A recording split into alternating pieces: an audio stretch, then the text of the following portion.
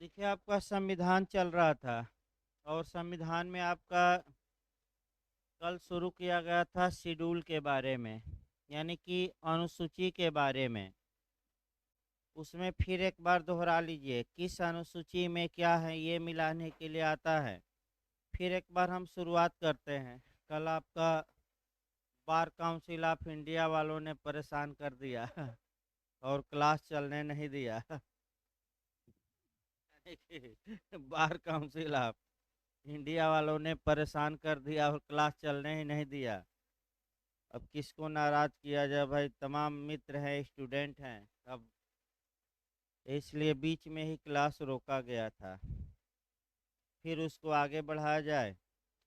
आपका देखिए, फिर हम आपका शेड्यूल के बारे में शुरू करते हैं। आपका अनुसूची के एक या दो क्वेश्चन बनने का चांस रहता है शेड्यूल से।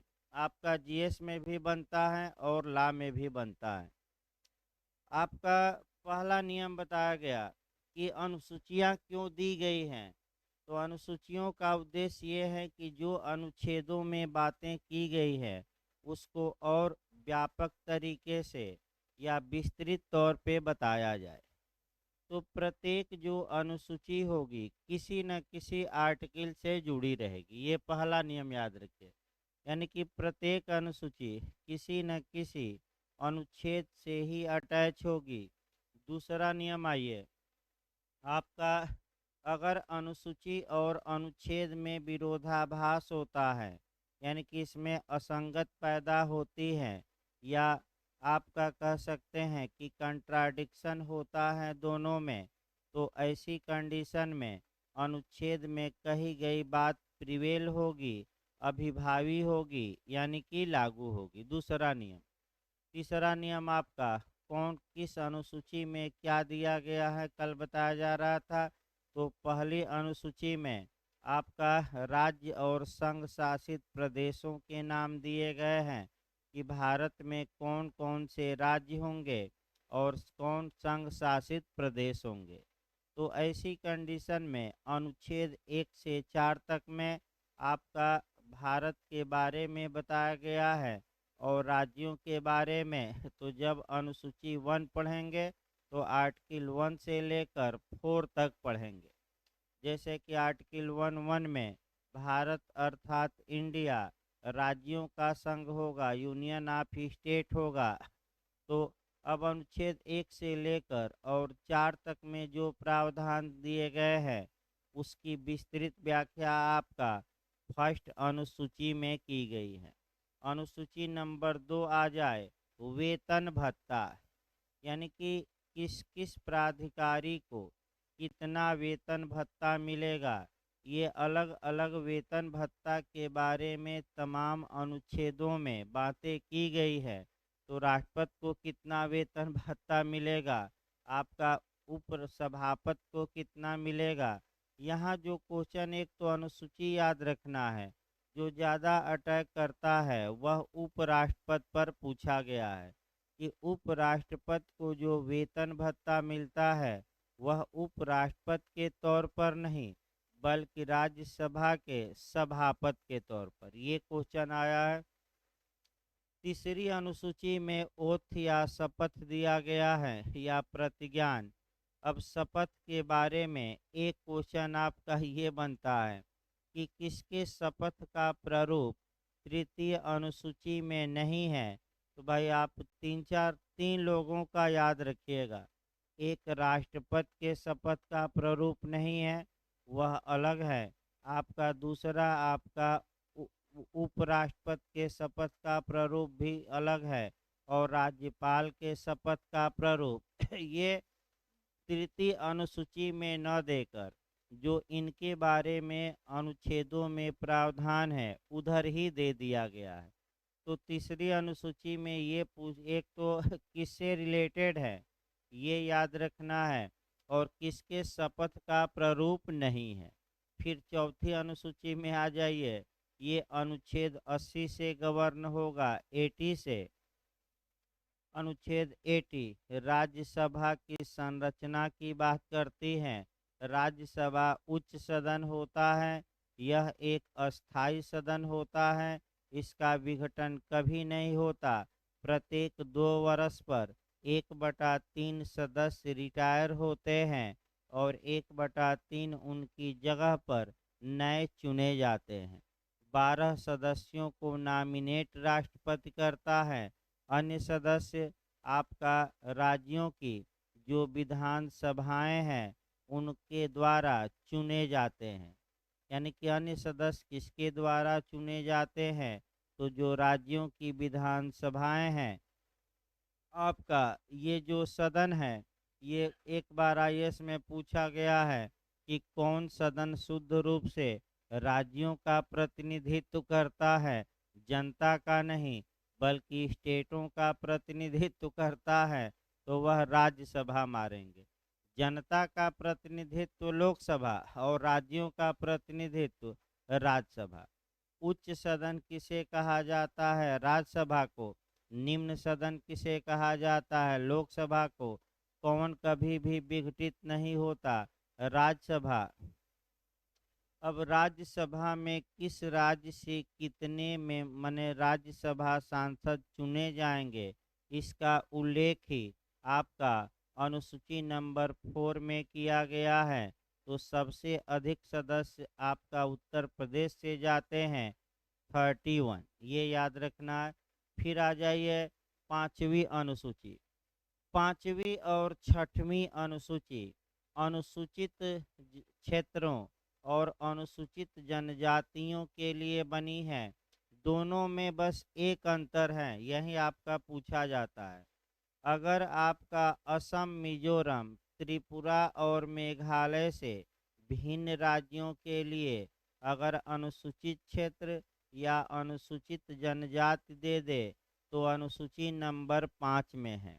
और जो ये 4 स्टेट हमने बताया, इसके लिए अगर प्रावधान दे दे असम, मेघालय, मिजोरम, त्रिपुरा, इन 4 क्षेत्रों में जो आपका अनुसूचित क्षेत्र है या अनुसूचित जनजातियां हैं, इनके लिए स्पेशल प्रावधान अनुसूची नंबर 6 में किया गया है। यानी कि फिर एक बार याद रखिए, आपका असम, मेघालय, त्रिपुरा, मिजोरम के अलावा जो अनुसूचित क्षेत्र है भारत में या जो अनुसूचित जनजातीय क्षेत्र हैं, उनके लिए अनुसूची 5 में और इन 4 राज्यों के लिए अनुसूची 6 में। यह याद रखना मुख्य रूप से। अनुसूची नंबर 7 बताया जा रहा था, यहाँ से एक क्वेश्चन निश्चित बनता है। देखिए आपका एकदम शुरुआत किया जाए, इसी को आपका बताया जा रहा था, थोड़ा बहुत इसको बताया गया था।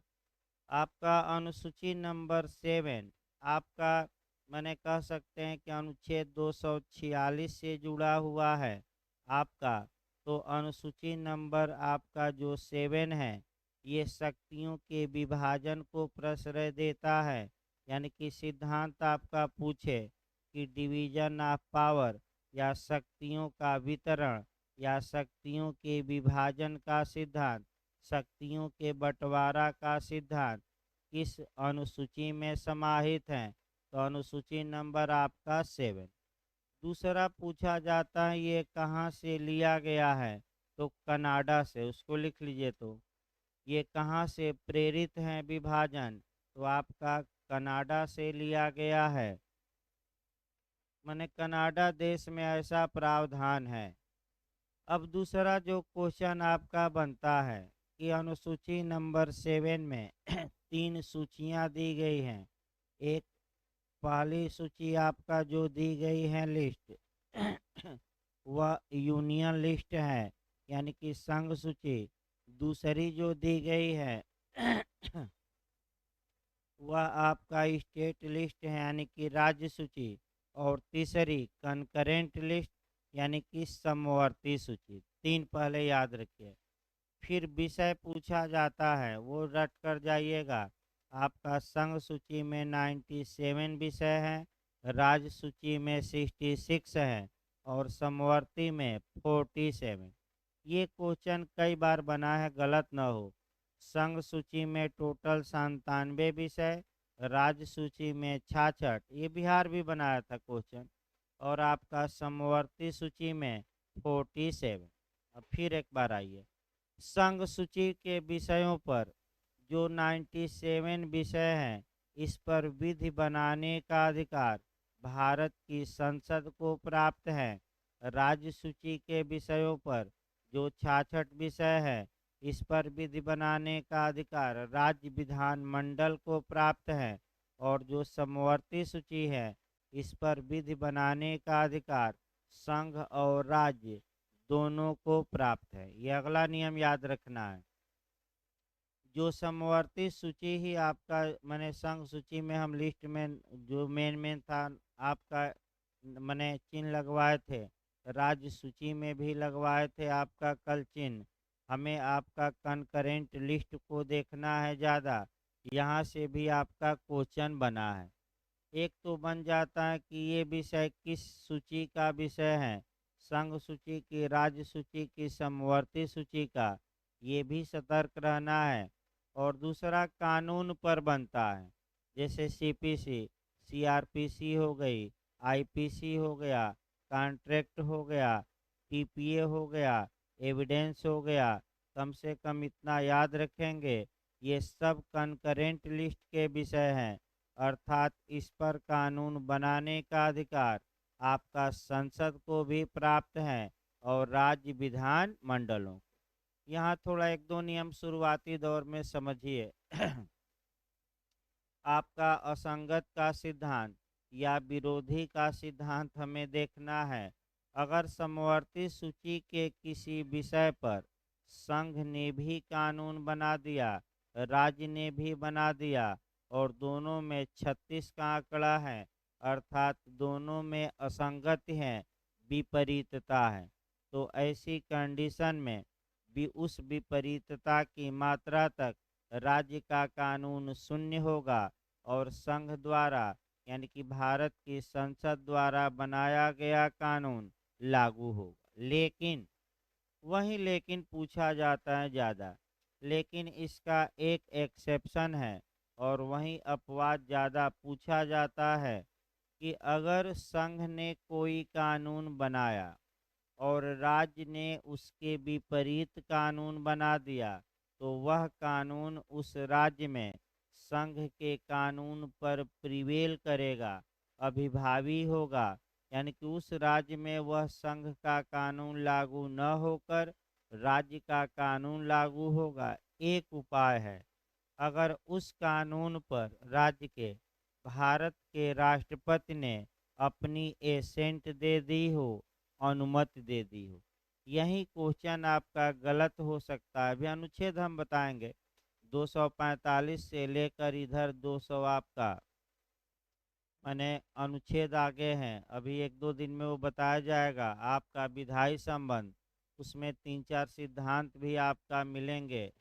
लेकिन अभी नियम ये याद रखिए कि आपका अगर राष्ट्रपति ने उस राज्य के कानून को एसेंट दे दिया है, तो वह कानून संघ के कानून पर उस राज्य में, पूरे देश में नहीं, उस राज्य में प्रिवेल करेगा, अभिभावी होगा। ये नियम याद रखना है आपका, भले ही संघ के कानून के वह क्या हो, विरोधी। इसके बाद आइए समवर्ती सूची में। अब आपका जो पढ़ना है मुख्य रूप से आपका कम से कम 10-12 पॉइंट तो भाई याद करके जाइए, निकाल लीजिए बेयर एक्ट। और बेयर एक्ट में देखिए आपका मैंने कौन सा प्रावधान पूछा जा सकता है कनकरेंट लिस्ट का, आप लिस्ट निकाल लीजिए और बेयर एक्ट पर चिन्ह लगाते रहना है आपका। या लिखना चाहें तो शॉर्टकट में एकदम लिखिएगा, नहीं तो बेयर एक्ट पर चिन्ह लगाइए। समवर्ती सूची सूची 3 में दी गई है, जिसमें 47 विषय हैं।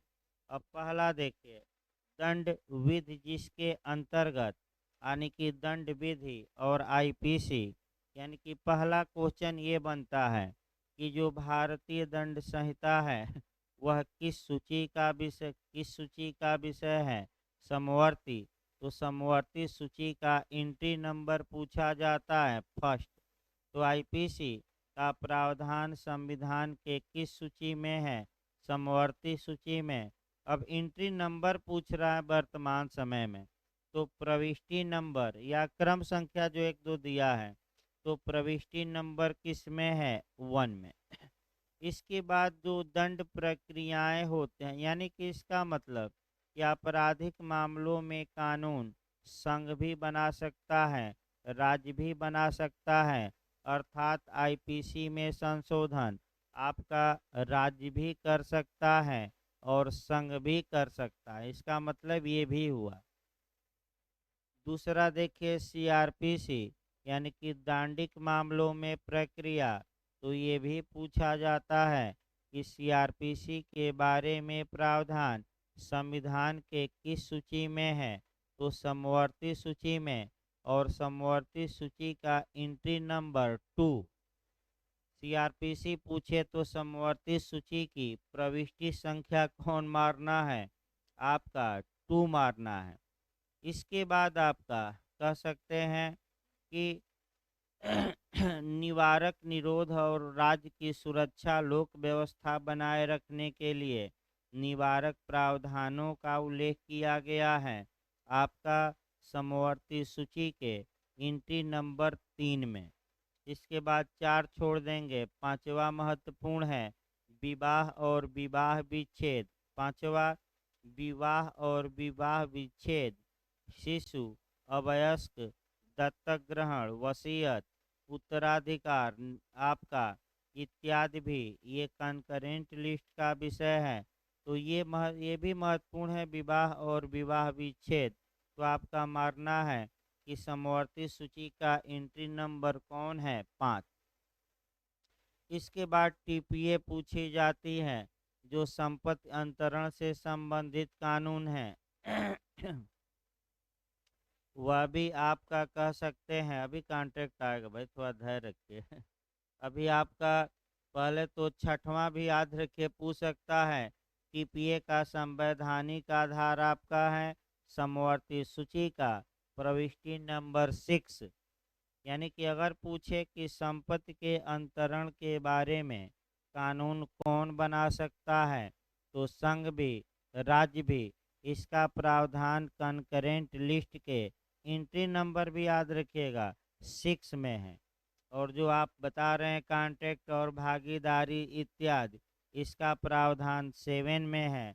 तो टीपीए का आपका टीपीए जो बनी है उसका बेस है आपका समवर्ती सूची का एंट्री नंबर 6। और कॉन्ट्रैक्ट लिख लीजिए, उस पर बैरक पर लिखते रहिए भाई। कॉन्ट्रैक्ट का जो है आपका आपका 7। इसके बाद आपका अनियोज्य दोष 8वां भी काफी महत्वपूर्ण है। Actionable wrong. एक्शनेबल रॉन्ग का मतलब ये हुआ कि ऐसी गलती, ऐसा फॉल्ट। यहाँ रॉन्ग मतलब अपकृत्य से है ना, है तो उसको लिख लीजिए टाट।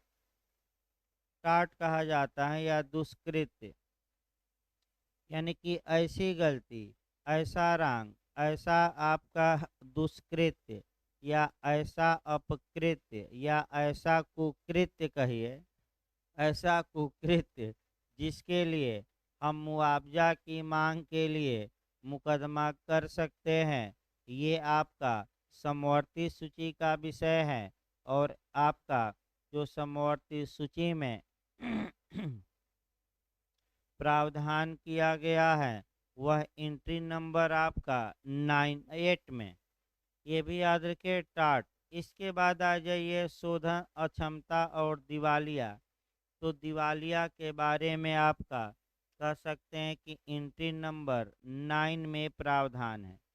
इसके बाद आपका एंट्री नंबर 12 पढ़ना है एविडेंस एक्ट। तो भारतीय साक्ष्य अधिनियम आपका किस सूची का विषय है? समवर्ती।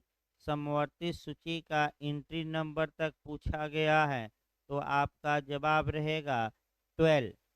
याद रखिए 12 किससे रिलेटेड हैं? 7 से। और पिछली बार उत्तराखंड पूछा गया था 13 सिविल प्रक्रिया संहिता, ये किस सूची का विषय है? समवर्ती। और एंट्री नंबर आपका उत्तराखंड पूछा गया था 13। तो एंट्री नंबर 13 में सिविल प्रक्रिया से संबंधित कानूनों का उल्लेख है। इस पर भी कानून कौन बना सकता है? आपका संघ भी और राज्य भी, याद रखिएगा। इसके बाद आपका जो इधर पूछा जाता है वह पशुओं के प्रति क्रूरता का निवारण, ये एंट्री नंबर 17 में है। और ज़्यादातर पूछा गया है जीएस में 17A और 17B। ये जो एंट्री नंबर, इसको अंडरलाइन करिए, 17A भी पूछा गया है।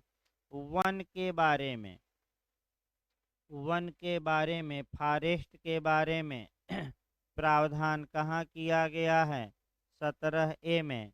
और वन्य जीव जंतुओं और पक्षियों का संरक्षण, ये दोनों याद रखिए, जीएस में चांस रहता है ज़्यादा।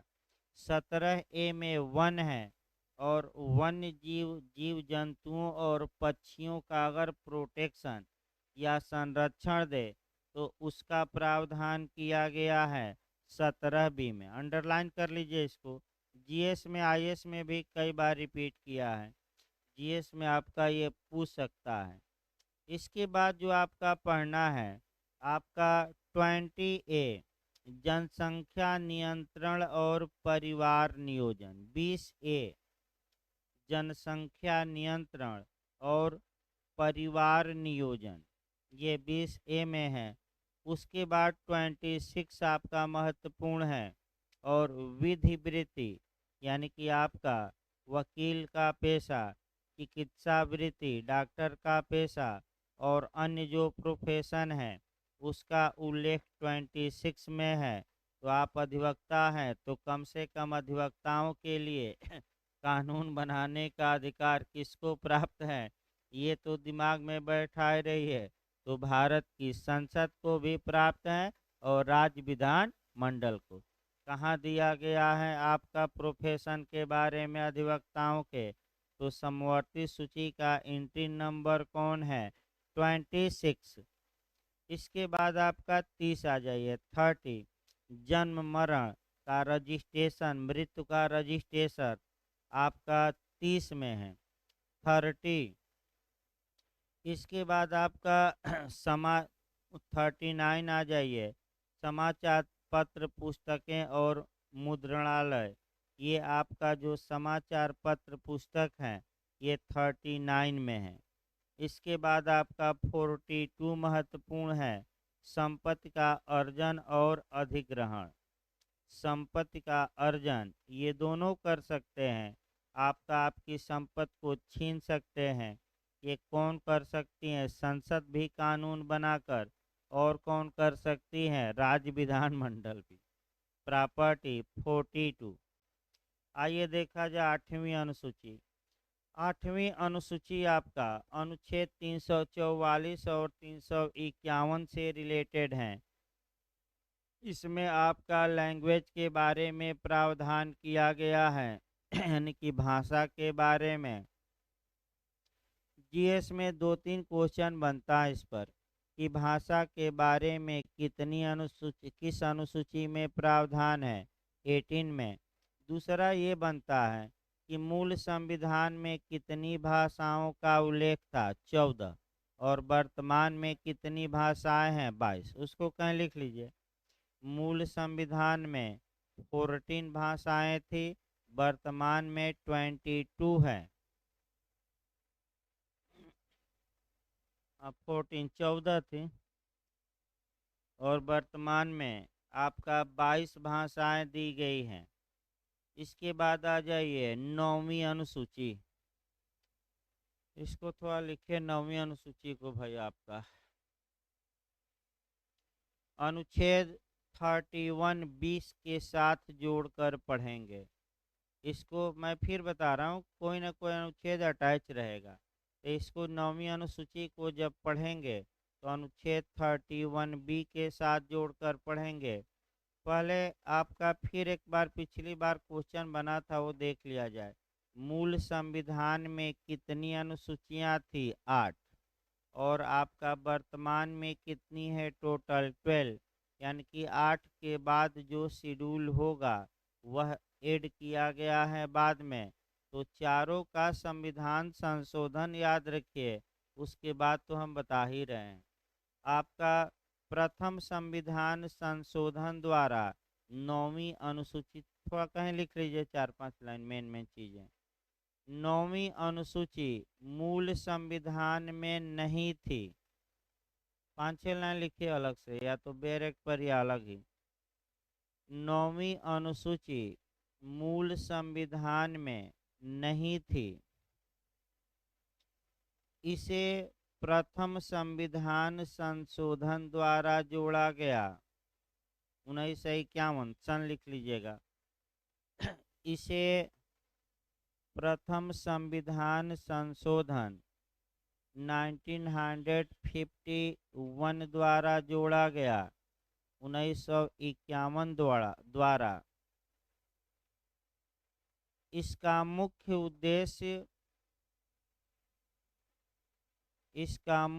उद्देश्य न्यायिक हस्तक्षेप से कुछ कानूनों को बचाना है। मैंने इस अनुसूची का मुख्य उद्देश्य क्या है? तो न्यायिक हस्तक्षेप से कुछ कानूनों को बचाना है।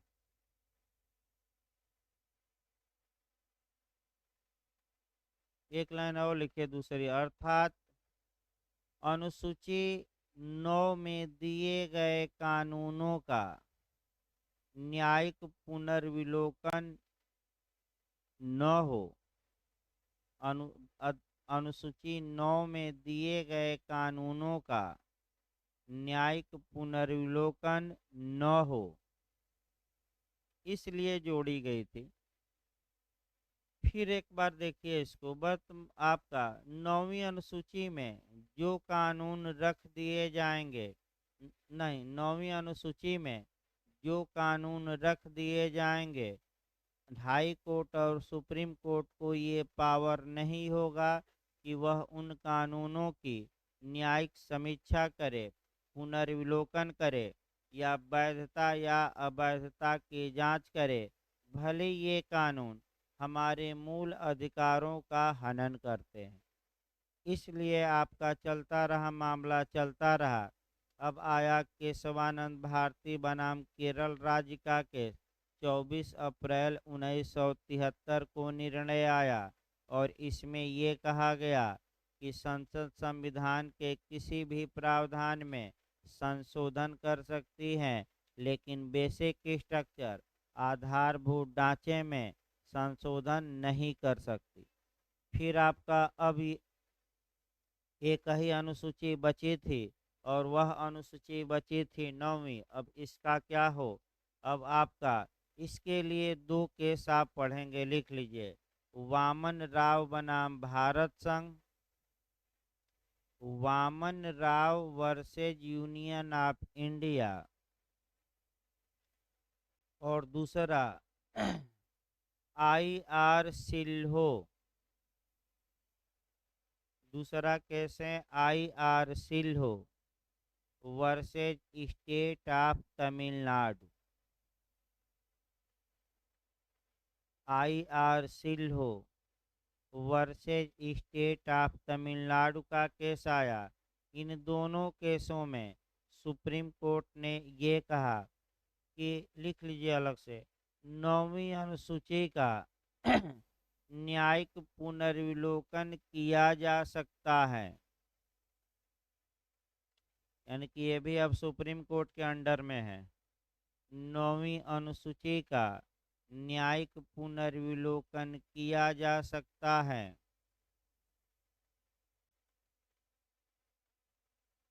यदि उससे संविधान का मूलभूत ढांचा प्रभावित होता है। यदि उससे संविधान का मूलभूत ढांचा इफेक्टेड होता है, प्रभावित होता है।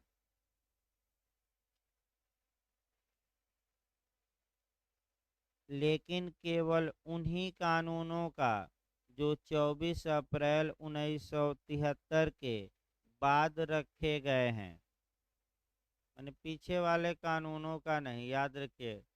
लेकिन केवल वही उन्हीं कानूनों का जो 24 अप्रैल 24 अप्रैल 1973 के बाद रखे गए माने अनुसूची 9 में डाले गए। तो अनुसूची 9 में जो कानून डाले जाते हैं, रखे जाते हैं, सामान्यतः उनका याद रखिए न्यायपालिका हस्तक्षेप उसमें मुख्य उद्देश्य यही था। अब आइए 9वीं अनुसूची में, आपका 9वीं अनुसूची के बाद आ जाइए 10वीं अनुसूची। इसके अलावा 9वीं अनुसूची से कोई क्वेश्चन नहीं बनता। 10वीं अनुसूची आइए, दल बदल से संबंधित हैं। आपका लिखिए दल बदल, यानी कि 10वीं अनुसूची दल बदल से संबंधित है। पहला क्वेश्चन बनता है कि आपका ये अनुसूची कब जोड़ी गई। तो पहले तो संविधान संशोधन लिखिए, 52वें संविधान संशोधन अधिनियम 1985, यानी कि 52 में कॉन्स्टिट्यूशनल अमेंडमेंट एक्ट 1985। पहला क्वेश्चन ये बनता है। देखिए आपका दल बदल भारत के इतिहास में काफ़ी महत्वपूर्ण रहा है।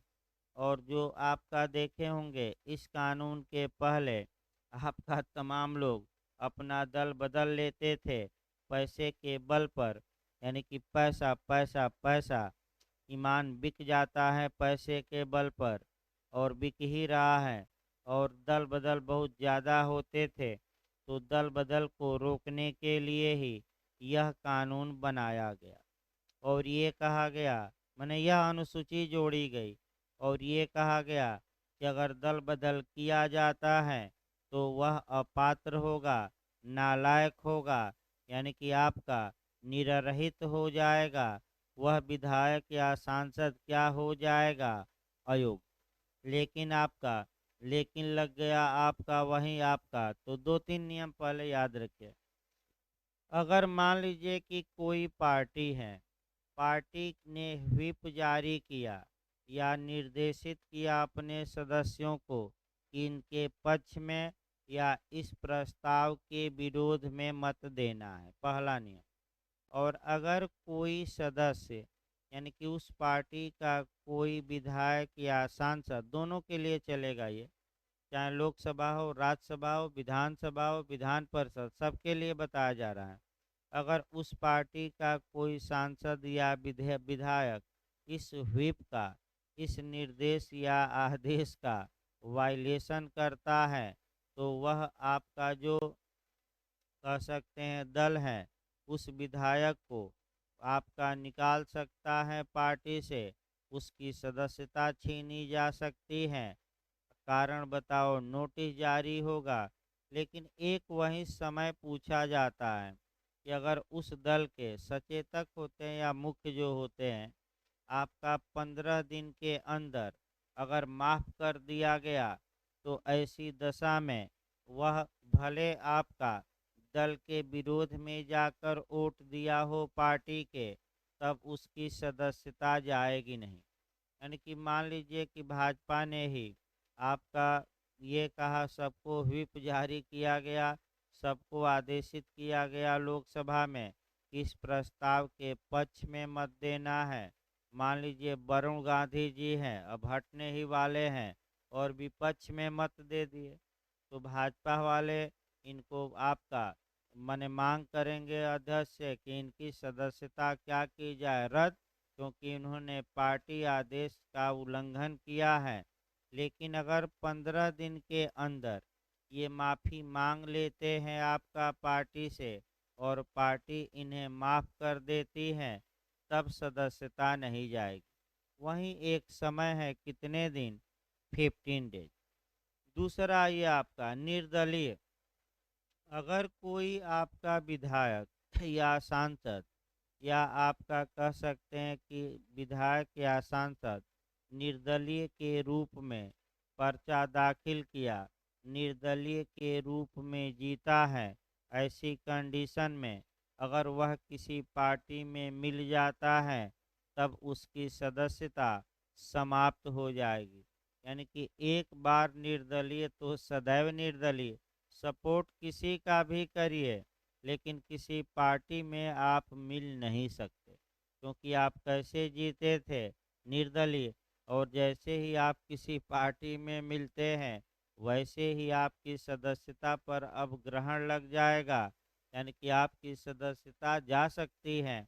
अब सदस्यता गई कि नहीं, लोकसभा का मामला है तो अध्यक्ष तय करेंगे लोकसभा का, राज्यसभा का मामला है तो राज्यसभा का सभापति, विधानसभा का मामला है तो विधानसभा का अध्यक्ष, और विधान परिषद का मामला है तो विधान परिषद का सभापति ये तय करेगा कि अब ये मेंबर रह गया है कि नहीं, दल बदल के आधार पर। तो निर्दलीय है तो याद रखिए वह किसी दल में शामिल हो सकता है कि नहीं, एक बार निर्दलीय तो सदैव निर्दलीय। इसके बाद आपका जो नॉमिनेट होते हैं उनके बारे में भी नियम है कि जो व्यक्ति नॉमिनेट होते हैं, राष्ट्रपति या राज्यपाल द्वारा मनोनीत होते हैं, दोनों को लेकर चला जा रहा है, तो उनके पास विकल्प रहता है 6 माह का। अगर वह मनोनीत होने के 6 माह के अंदर चाहें तो किसी पार्टी की सदस्यता ग्रहण कर सकते हैं, किसी पार्टी में मिल सकते हैं। याद रखिए कितने दिनों के अंदर, 6 माह। वो नियम याद रखना है कि जो नॉमिनेट होते हैं, जो मनोनीत होते हैं, उनको 6 माह का मौका है कि आप, जैसे कि आपका मान लीजिए कि राष्ट्रपति ने किसी को राज्यसभा में नॉमिनेट किया, 12 को कर ही सकते हैं। तो अगर जिसको नॉमिनेट किया गया है अगर उसे भाजपा में मिलना है तो ना आपका 6 माह के अंदर मिल जाए, आपका ज़्यादा समय नहीं, अगर 6 माह के बाद मिलता है तो उसकी वह सदस्यता के लिए अयोग्य होगा, यानी कि उसकी सदस्यता क्या होगी, चली जाएगी। लेकिन यानी कि दल बदल को रोका तो गया लेकिन एक लेकिन लगा दिया गया, और वही लेकिन आपका महाराष्ट्र का उदाहरण देखिए, सबसे अच्छा उदाहरण।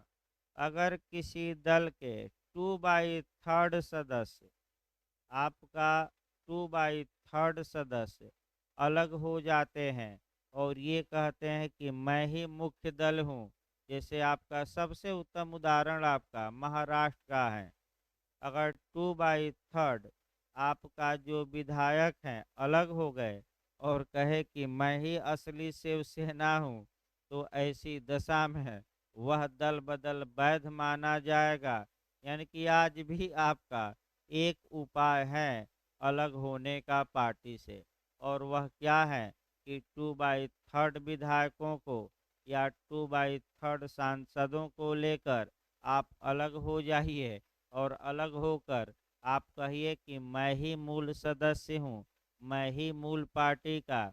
जैसे कि सबसे 2/3 याद रखिएगा, सबसे उत्तम उदाहरण आपका महाराष्ट्र का है।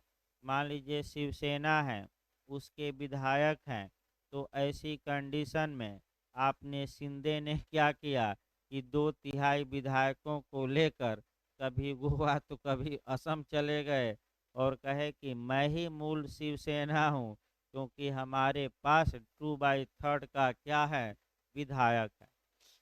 और आपका अगर ऐसा होता है तो दल बदल कानून लागू नहीं होगा। अब इसमें चूंकि विधानसभा अध्यक्ष की भूमिका महत्वपूर्ण होती है, तो विधानसभा का जो अध्यक्ष था वह शिव माने आपका दूसरे पार्टी माने दूसरा था, जो शिंदे के विरोधी थे। तो नोटिस जारी किया गया आपका माने उद्धव ठाकरे की मांग पर नोटिस जारी किया गया, और नोटिस जारी करके आपका पूछा गया 12 विधायकों का। तब ये लोग पहुंच गए सुप्रीम कोर्ट कि हजूर ये तो बहुत कम समय दिया गया है नोटिस का, 5 ही दिन में 2 दिन में जवाब लगाना है। तो बस जैसे ही सुप्रीम कोर्ट ने समय दिया 10-15 दिन, अब मान के चलिए कि 10-15 दिन तो बहुत होता है सरकार गिराने और बनाने। तो 10 दिन में सब आपका उधर से फोन आया केंद्र से कि तत्काल तत्काल तत्काल किया जाए। तो राज्यपाल ने बर्खास्त करके तत्काल मुख्यमंत्री क्या किया, शिंदे को बना दिया। अब सुप्रीम कोर्ट में लड़ाई तमाम हो गई है कि आपका भाई आपका पार्टी किसकी मानी जाए। फिर निर्वाचन आयोग में सिंबल को लेकर विवाद, तो सिंबल जब्त हो गया। हम बड़े तो हम बड़े, हम शिवसेना तो हम शिवसेना। तो निर्वाचन आयोग ने कहा कि ये सिंबल या चुनाव जो आपका चिन्ह है हम क्या कर रहे हैं, जब दोनों को अलग अलग चुनाव चिन्ह दे रहे हैं, जब तक फैसला न हो जाए कि कौन असली शिवसेना है। सुप्रीम कोर्ट में भी काफी विवाद इस पर चल रहा है। इधर सरकार बन गई, तब क्या सरकार के पास पावर होता है, जब कोई मुख्यमंत्री बन गया उसके बाद कौन क्या बिगाड़ सकता है, क्या पुलिस जल्दी बिगाड़ सकती है? सुप्रीम कोर्ट हाई कोर्ट भले कुछ बिगाड़ दे, ये प्रशासन के बस की बात नहीं है। तो सबसे अच्छा उदाहरण आपका महाराष्ट्र का है, यानी कि अगर किसी दल के कितने विधायक या सांसद 2/3 अलग दल बना लें और कहें कि मैं ही असली दल हूँ, तो आपका जो ये दल बदल का कानून है विफल हो जाएगा, लागू नहीं होगा। अगला ये आपका दल, आपका पैरा नंबर हम देखते हैं, आपका कह सकते हैं कि 6 और 7 दो आपका है, 6 भी और 7 भी है। देखिए आपका इस पर एक केस आपका पढ़ना पड़ेगा। पैरा नंबर जो आपका 6 है, यानी कि इसमें अनुसूची 10वीं अनुसूची का 6 निकालिए, उसमें दिया है ना वो आपका कि दल परिवर्तन के आधार पर निर्भरता के बारे में प्रश्नों का विनिश्चय।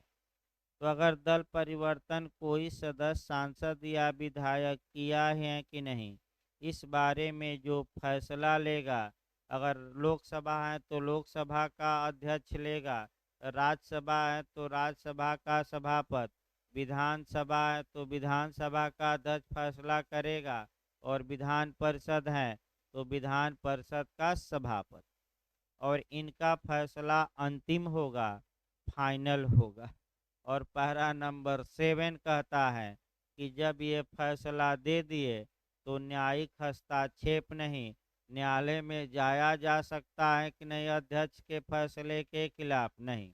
तो सुप्रीम कोर्ट ने फिर हंटर चलाया और पैरा नंबर 7 को असंवैधानिक घोषित किया कि आप सुप्रीम कोर्ट में जाने से रोक सकते हैं, आप अध्यक्ष हैं, सभापति हैं, जो भी फैसला हो सुनाइए, लेकिन सुप्रीम कोर्ट में जाने से तो अध्यक्ष के फैसले को चुनौती कहाँ दी जा सकती है, सुप्रीम कोर्ट।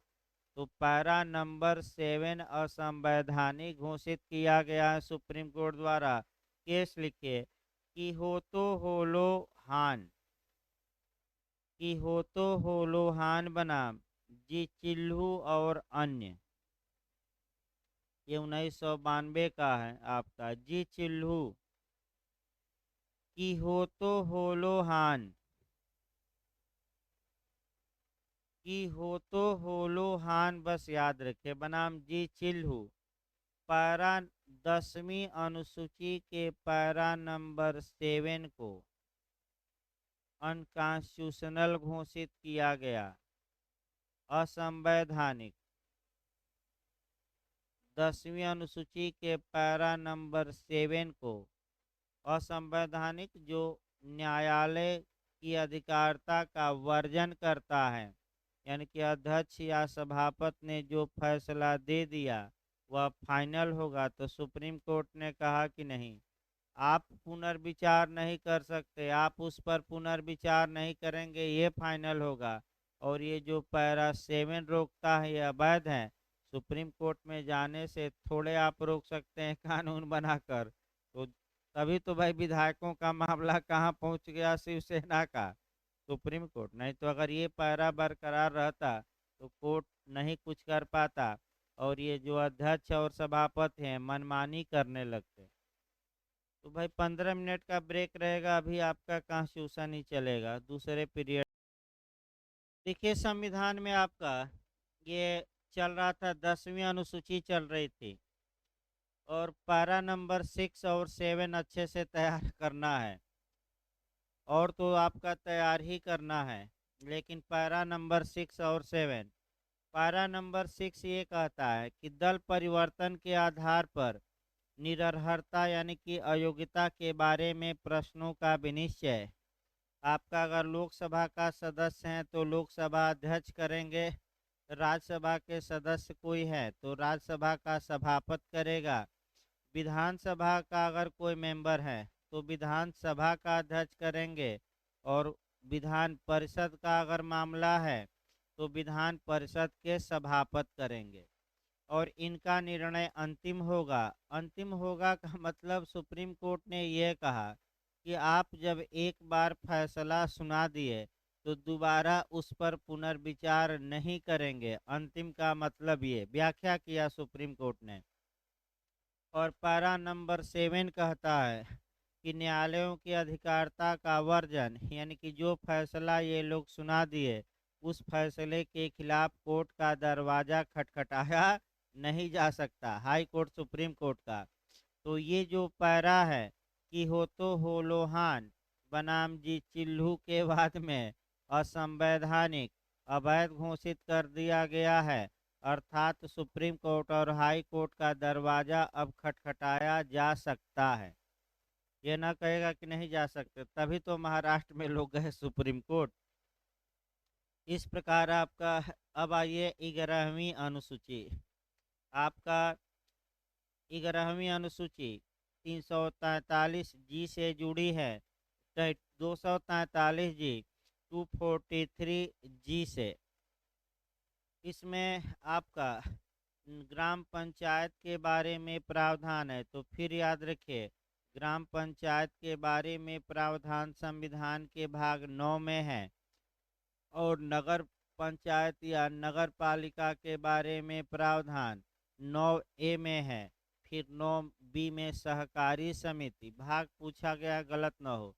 9 में पंचायत ग्राम पंचायत, 9A में नगर पंचायत, 9B में कोऑपरेटिव सोसाइटी।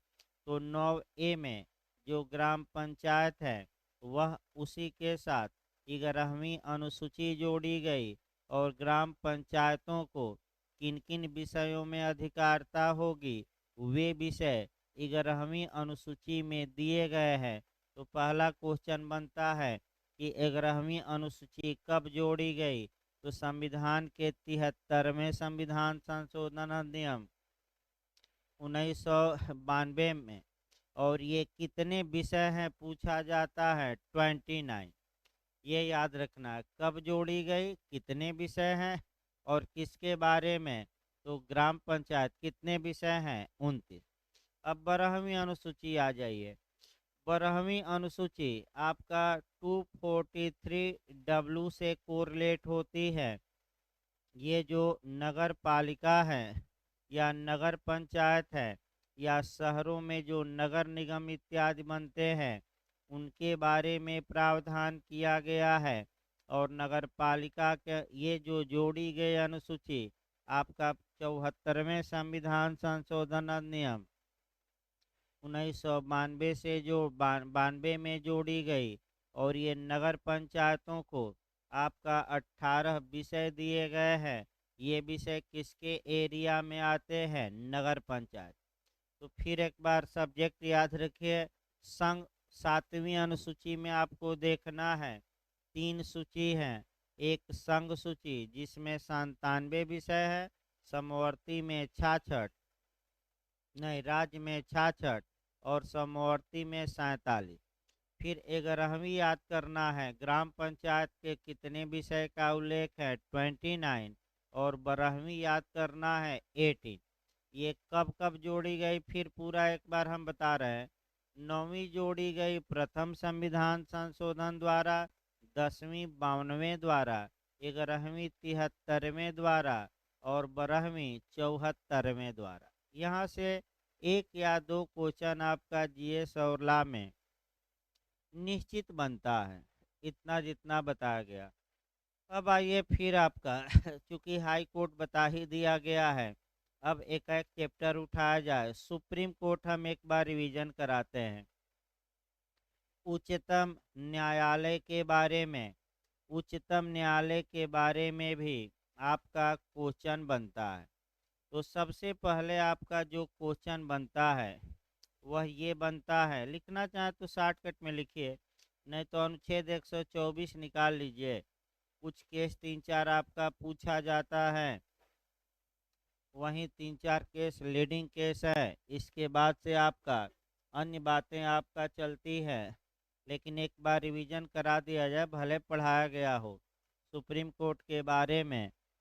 भाई देखिए, इस समय जो पढ़ाया जाता है मैं बता दूं लोगों को, मैंने इस समय जो पढ़ाया जाएगा वो ज़्यादा याद रहता है।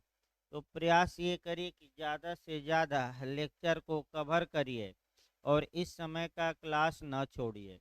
घर पर भी बैठे हैं तो कम से कम एक बार, क्योंकि इस समय जो आप सुने रहेंगे वह ज़्यादा दिनों तक आपका बना रहेगा और ये काफ़ी काम करता है इस समय वाला लेक्चर जो है। तो आइए हम सुप्रीम कोर्ट के बारे में देखते हैं। आपका एक एक छोटी छोटी जो बातें हैं उन बातों को आपका शुरू किया जाए। सबसे पहले हमें ये देखना है कि उच्चतम न्यायालय के बारे में प्रावधान किस भाग के किस अध्याय में किया गया है। आजकल ये पूछ रहा है, तो भाग 5 के अध्याय 4 में पहला जो क्वेश्चन बना है उसको लिख लीजिए कहीं, भले ही या तो कॉपी पर या बैरेक्ट पर ही। उच्चतम न्यायालय के बारे में जो प्रावधान है वह कहाँ किया गया है संविधान में, सुप्रीम कोर्ट या सर्वोच्च न्यायालय के? तो संविधान के पार्ट 5 के चैप्टर 4 में, ये याद रखना है। दूसरा जो क्वेश्चन आपका बना है, कई बार आर्टिकल वाइज बना है कि उच्चतम न्यायालय के बारे में जो प्रावधान किया गया है वह किस आर्टिकल से किस आर्टिकल तक। तो 124 से लेकर 147, 124 से लेकर 147, 46 ना मार दीजिएगा, 147 मारना है। ये कई बार ये भी क्वेश्चन रिपीट किया है। इसके बाद उच्चतम न्यायालय की स्थापना से क्वेश्चन बना है। मैं न्याय के अंतर्राष्ट्रीय न्यायालय में भी कोरिलेट करके बताया था। 28 जनवरी 1950, 28 जनवरी 1950 ईस्वी को हमारे सुप्रीम कोर्ट की स्थापना हुई, ये याद रखना है। फिर आपका जो अगला क्वेश्चन बनता है, आपका उच्चतम न्यायालय के प्रथम मुख्य न्यायाधीश कौन थे? तो आपका वो भी याद रखना है, कौन थे? हाँ, जस्टिस कानिया। मौर्य जी, कान सही है ना? कौन थे? तो कहाँ धीरे बोल रहे हैं? डांट नोट तो नहीं खाए हैं मित्रों द्वारा कि पढ़ नहीं रहे हो, सो रहे हो? डांट खाए हैं ना? चलिए सोइए ना, दिमाग स्थिर करके पढ़िए, पूरा स्कैन कर लीजिए ये संविधान और आपका आईपीसी सीआरपीसी। मित्रों को अभी दिमाग से क्या निकालिए, मित्रियों को बाहर निकालिए और दिमाग कहाँ स्कैन करिए किताब पर। 12 के बाद हाल चाल लीजिएगा। क्या हाल चाल है गुरु, ऐसे कह के भाई मजाक किया जा रहा है, कोई मैंने ये नहीं। अब आपका ये नहीं कि कोई आपत्ति कर दे मौर्य जी पर। मौर्य जी सीधे साधे इंसान हैं, इन पर विश्वास इस पर नहीं करते कि सर ने क्या कहा। दूसरे लोग रहते तो अब तक क्लास छोड़कर भाग गए रहते, अब भाग भी गए हैं। एक बार जैसे उदाहरण दीजिए, लोग भाग जाते हैं। लेकिन मौर्य जी ऐसे आदमी हैं जो अंगद की तरह क्या हुए, पांव जमा कर खड़े हैं। अगला देखिए, आगे देखिए तो सुप्रीम कोर्ट में अगला देखा जाए, जस्टिस कानिया याद रखिए। जैसे ही सुप्रीम कोर्ट का आए, न्याय के अंतर्राष्ट्रीय न्यायालय में भी याद रखिएगा कि जो प्रथम अध्यक्ष थे आपका, वह गेरेरो। न्याय के अंतर्राष्ट्रीय न्यायालय के प्रथम अध्यक्ष कौन थे? जस्टिस गेरेरो, गेरेरो। और अंतर्राष्ट्रीय न्यायालय पूछे तो लास्ट जो थे वह आपका लोड नहीं पहले लोडर थे और लास्ट तो यहीं थे आपका, फिर बन गए आपका नया जब न्यायालय बना तो फिर आगे बढ़िए। उच्चतम न्यायालय के बारे में और कुछ छोटी छोटी बातें पांच छह हम बता रहे हैं, तब अनुच्छेद वाइज शुरू किया जाए। हमारे यहाँ जो विशेषता है संविधान की कि स्वतंत्र एवं निष्पक्ष न्यायपालिका है, ये संविधान का बेसिक स्ट्रक्चर है और संसद इस संविधान में संशोधन करके या कानून बनाकर इस मूलभूत ढांचे को परिवर्तित नहीं कर सकती, डिस्टर्ब नहीं कर सकती।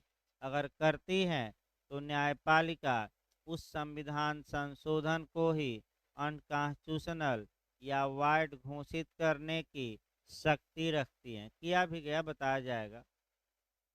अगला जो क्वेश्चन आपका सुप्रीम कोर्ट से याद रखना जो पूछा है कि निम्नलिखित में से संविधान की क्या विशेषता नहीं है, तो एक देगा उसमें प्रतिबद्ध न्यायपालिका। प्रतिबद्ध न्यायपालिका हमारे देश संविधान की विशेषता नहीं है। प्रतिबद्ध न्यायपालिका का मतलब ये हुआ कि ऐसी न्यायपालिका जो कार्यपालिका के कार्यों को मान्यता दे, सपोर्ट करे। तो हमारे यहाँ जो जुडिशरी हैं वह कार्यपालिका के कार्यों को मान भी सकती हैं और नहीं भी मान सकती। अतः भारत में प्रतिबद्ध न्यायपालिका विशेषता नहीं है। अगला आपका क्वेश्चन बनता है कि आपका भारत का सर्वोच्च क्रिमिनल कोर्ट कौन है, तब भी सुप्रीम कोर्ट। भारत का सर्वोच्च आपका सिविल न्यायालय पूछे तब भी सुप्रीम कोर्ट। भारत का सर्वोच्च संविधान का व्याख्याकर्ता पूछे तब भी सुप्रीम कोर्ट।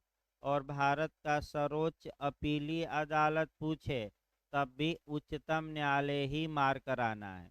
इसके पहले आपका प्रीवी काउंसिल में अपील जाती थी, लेकिन 28 जनवरी 1950 से क्योंकि हमने अपना मैंने सुप्रीम कोर्ट बना लिया है, अतः अब अपील जो भी जाएगी, सर्वोच्च अपीली अदालत कौन है हमारी, प्रीवी काउंसिल नहीं, बल्कि अब क्या है आपका सुप्रीम कोर्ट। इसके पहले जो कोर्ट था वो सुप्रीम कोर्ट, उसे कहा जाता था फेडरल कोर्ट, संघीय न्यायालय। तो जो संघीय न्यायालय के अधिकारता थे वो सभी अधिकारता अब कौन प्रयोग करता है, सुप्रीम कोर्ट। अनुच्छेद 135 याद रखिएगा। अब आइए सुप्रीम कोर्ट के बारे में आर्टिकल वाइज चला जाए। 124 में जो हम पढ़ाएंगे भाई क्लाज वाइज पूरा याद करना है और 3-4 केस याद करना है। देखिए आपका 124 शुरू किया जाए एक एक करके। आपका देखिए 124 में ही समय लगता है और किसी अनुच्छेद में समय नहीं लगता, लेकिन एक या दो क्वेश्चन यहाँ से निश्चित पूछा भी जाता है। देखिए कह करके उच्चतम न्यायालय की स्थापना और गठन। तो पहला क्वेश्चन यही बना है कि सुप्रीम कोर्ट की इस्टेब्लिशमेंट और कॉन्स्टिट्यूशन यानी कि आपका उसकी स्थापना और गठन के बारे में प्रावधान किस आर्टिकल में है। पहला क्वेश्चन यही कई बार बना है आईएएस और जीएस में, तो 124। इसके बाद आपका क्लाज वाइज बना है क्वेश्चन कि सुप्रीम कोर्ट की आपका स्थापना के बारे में प्रावधान कह सकते हैं कि आपका या गठन के बारे में प्रावधान किस क्लाज में है। तो अगर क्लाज पूछे तो आप 1 मारेंगे। ये भी यूपीजे में आ चुका है। जैसे ही गठन के बारे में आप पढ़िए तुरंत आपका कह सकते हैं कि आप क्रिमिनल मामलों में भी पढ़ेंगे गठन के बारे में। सीआरपीसी की धारा 9 जोड़े रहिए। कोर्ट ऑफ सेशन की स्थापना पूछा गया है। सत्र न्यायालय की स्थापना। दो क्वेश्चन सीआरपीसी में आता है कि सत्र न्यायालय की स्थापना कौन करती है, राज्य सरकार, लेकिन उसमें जजों की नियुक्ति कौन करता है, हाई कोर्ट। याद किए रहेगा। सेक्शन भी याद करना है सीआरपीसी का, कौन सा? 9। आइए देखा जाए का एक शब्द। भारत का एक उच्चतम न्यायालय होगा जो भारत के मुख्य न्यायमूर्ति और जब तक संसद विधि द्वारा अधिक संख्या विहित नहीं करती है तब तक 7 से अनधिक अन्य न्यायाधीशों से मिलकर बनेगा। तो इसमें दो तीन बातें आपका मिली, सतर्क रहना है भले बैरक में। पहला, भारत का एक उच्चतम न्यायालय होगा, ये कहाँ कहा गया है? 124 के क्लाज 1 में। दूसरा आपका, भारत के उच्चतम न्यायालय में मूल जजों की संख्या कितनी थी? तो टोटल 8 थी। एक आपका मुख्य न्यायमूर्ति और 7 अन्य न्यायाधीश। तीसरा क्वेश्चन, जजों की संख्या कैसे बढ़ाई जा सकती है? तो बैरक्ट ही बताता है कि संसद क्या करके, विधि बनाकर। यही गलती होता है, इसको सुधारिए कि जजों की संख्या सुप्रीम कोर्ट में कैसे बढ़ाई जाती है? तो संसद विधि बनाकर बढ़ा सकती है। तो संसद ने कौन सी विधि बनाई है? तो उच्चतम न्यायालय न्यायाधीश संख्या अधिनियम 1956 बनाया है।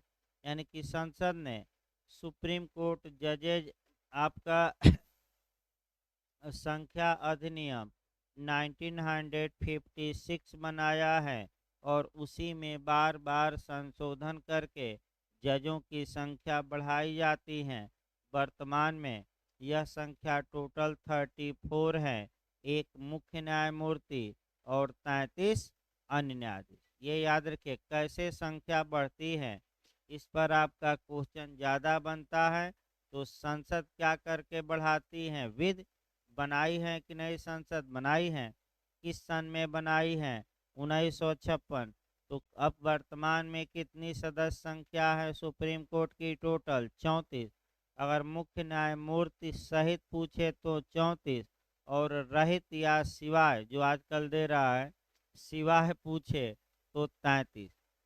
यानी कि जोड़कर पूछे तो 34 और छोड़कर पूछे तो 33। जैसे बाप का मैंने बार काउंसिल ऑफ इंडिया में भी आया था, सारे पप्पू क्या हो जाएंगे लग रहा है, पास ही, फेल कोई नहीं होगा।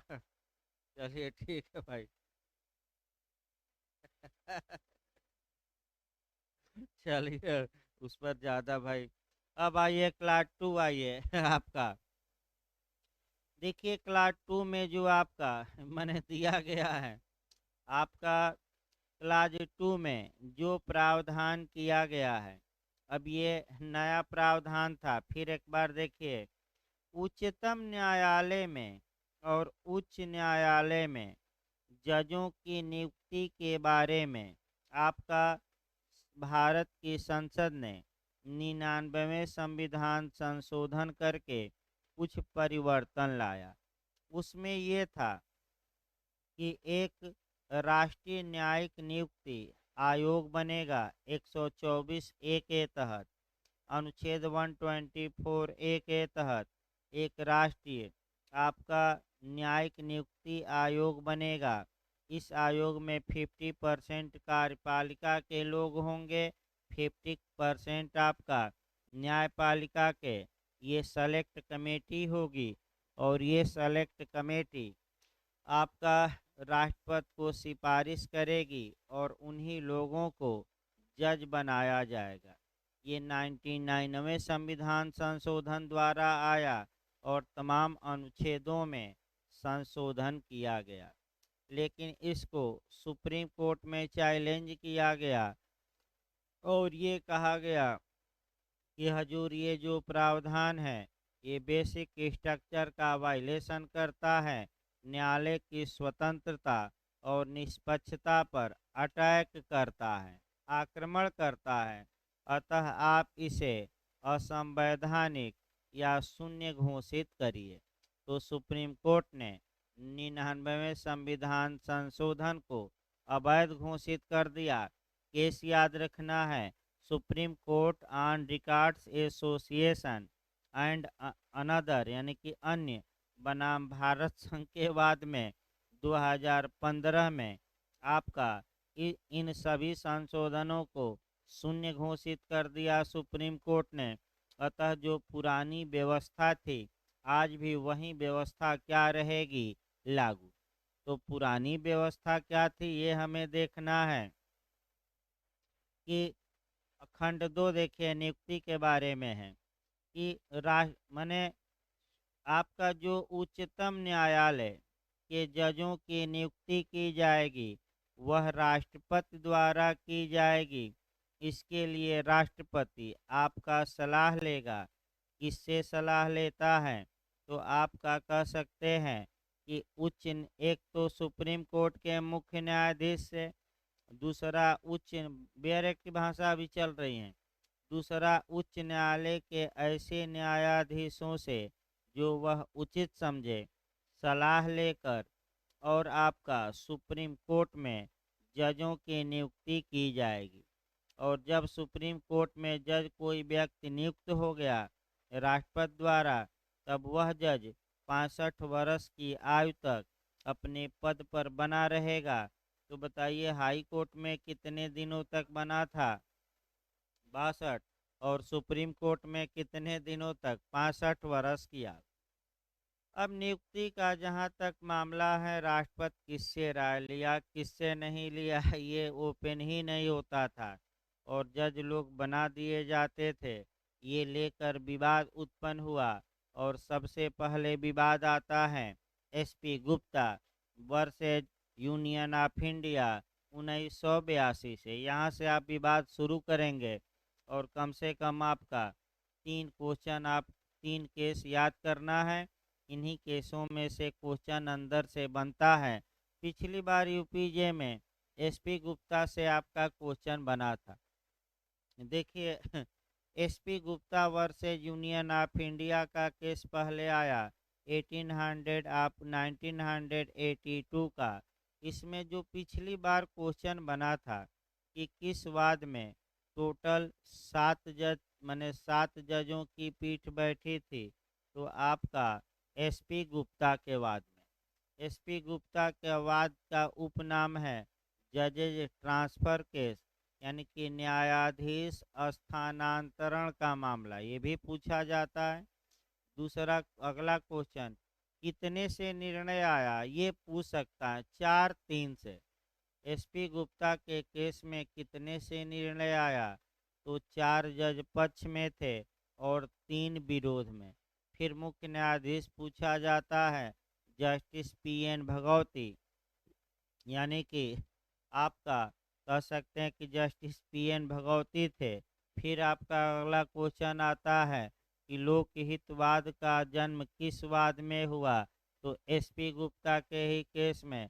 फिर अगला क्वेश्चन आता है कि लोकहितवाद या पब्लिक इंटरेस्ट लिटिगेशन की परिभाषा किस केस में दी गई, तो एसपी गुप्ता के ही केस में। किस जज ने दिया, जस्टिस पीएन भगवती। इसके बाद आपका ये हुआ, एक तो आपका इसमें ये आया। फिर एक बार देखिए कि राष्ट्रपति न्यायाधीशों का परामर्श मानने के लिए बाध्य नहीं, यानी कि सुप्रीम कोर्ट ने स्वतः अपना मौका मिला तो पैर वापस खींच लिया कि इस मामले में हम हस्तक्षेप नहीं करेंगे। नहीं नहीं, परिभाषा इसी में दी गई भाई। आपका जो लोग नहीं, वो हुसैन आरा खातून, मनु भाई पराग जी और हास्कट का केस तीनों अलग अलग हैं। देखिए हम वो भी बता देते हैं। आपका जो पीआईएल की परिभाषा दी गई वह पीएन भगवती ने उत्तम परिभाषा एसपी गुप्ता के वाद में दी है। और हम परिभाषा मैंने अब उतना बहुत लंबी परिभाषा उतना बताना संभव नहीं है, लेकिन चारों केस एक साथ तैयार करिए, बहुत कन्फ्यूजन में लोग हैं। फिर एक बार हम बता रहे हैं, एसपी गुप्ता का केस लोकहितवाद के जन्मदाता है ये आपका केस।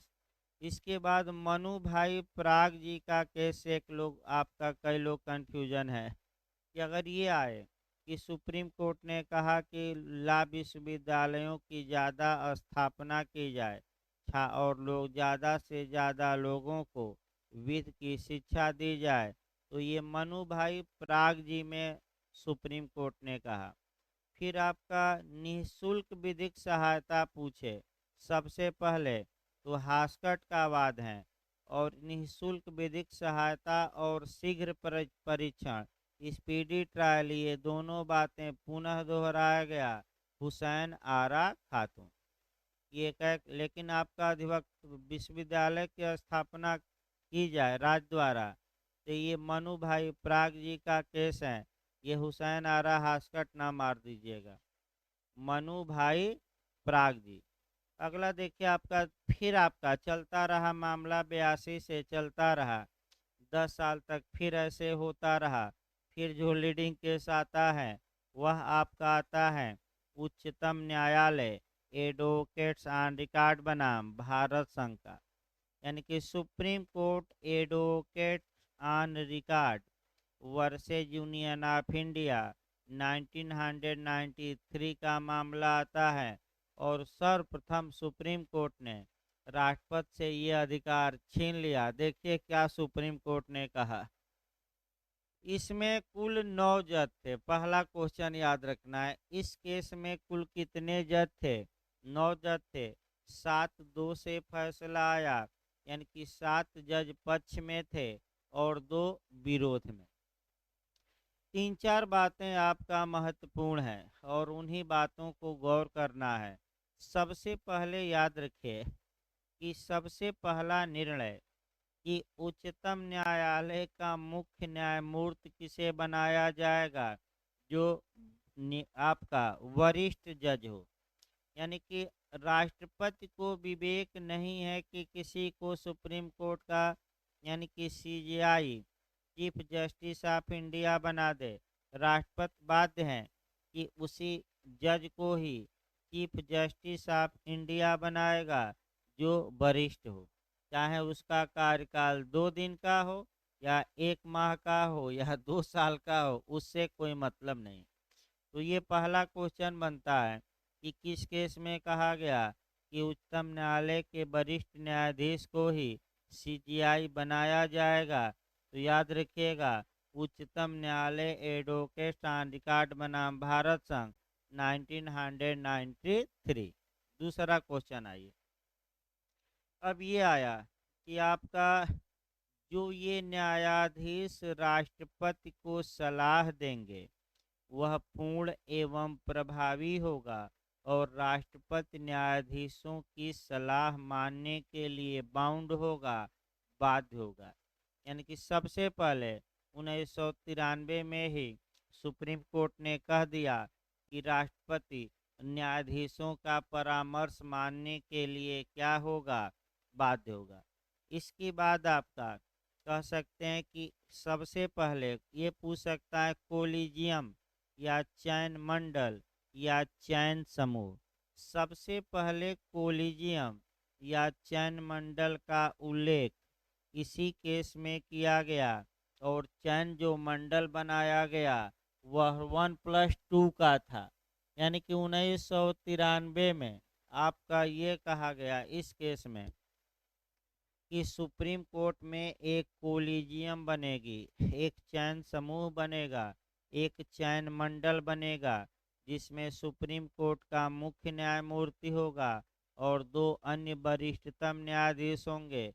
ये 3 लोग मिलकर राष्ट्रपति को परामर्श देंगे और राष्ट्रपति उस परामर्श को मानने के लिए क्या होगा, बात। यानी कि पूरी तरह न्यायाधीशों की नियुक्ति अब न्यायाधीश पर निर्भर हो गई। न्यायाधीश या कोलिजियम जिसको चाहेगा आज भी वही जज बनता है। अब होने क्या लगा कि जो ये 2 अन्य न्यायाधीश हम दिखा रहे हैं, अब सीजीआई पर चीफ जस्टिस ऑफ इंडिया पर ये आरोप लगाया गया कि वह तो 2 अन्य वरिष्ठ न्यायाधीशों से परामर्श ही नहीं ले रहे हैं और अकेले नाम किसको भेज दे रहे हैं, आपका राष्ट्रपति को।